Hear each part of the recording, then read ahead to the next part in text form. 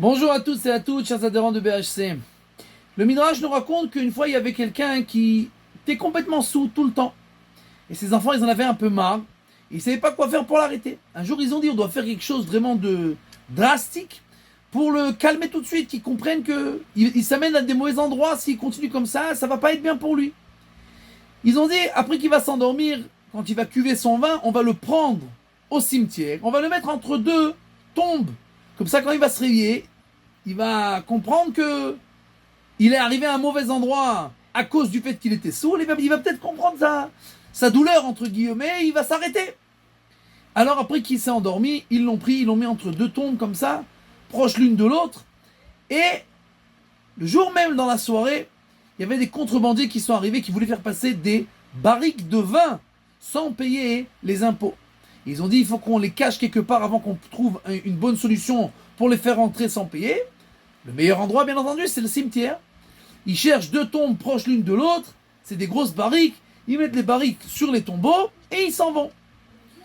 Notre cher ami qui se réveille après quelques temps, qui comprend pas où il est, puis tout d'un coup il voit au-dessus de lui des barriques de vin avec des robinets. Il ouvre le robinet, oh le bonheur est arrivé, il se met à boire et bien entendu il devient saoul en quelques instants et il se remet à dormir.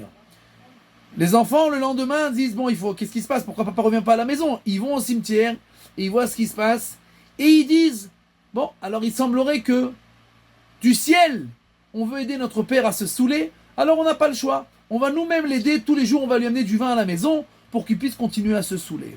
Et de là le Midrash nous dit que le chemin qu'un homme veut emprunter, on l'aidera toujours à le prendre, qu'il soit bon ou mauvais.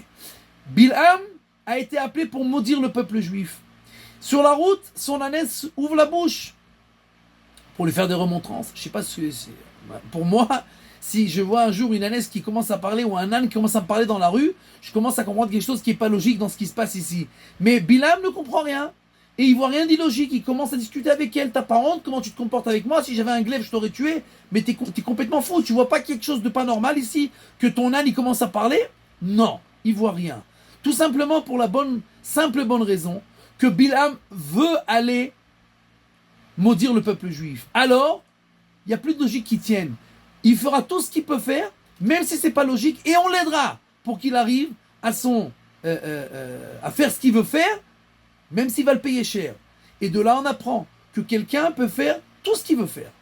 S'il choisit la bonne direction, il pourra faire des choses même qui ne sont pas logiques, qui sont au-dessus de ses forces. Et on l'aidera. Et si Khalil Avecha, s'il choisit l'autre côté, on l'aidera aussi. Mais à la fin, il faudra payer.